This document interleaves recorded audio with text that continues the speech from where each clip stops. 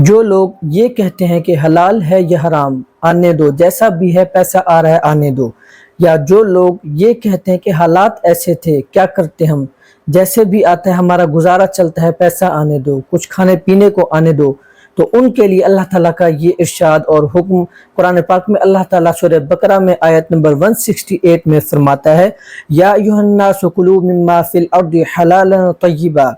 اے لوگو زمین میں سے جو کچھ بھی حلال طیب یعنی حلال اور پاکیزہ ہے اس میں سے کھاؤ، وَلَا تَتَّبِعُوا خُطُوَاتِ الشَّيْطَانِ، اور شیطان کے راستوں پر نہ چلو،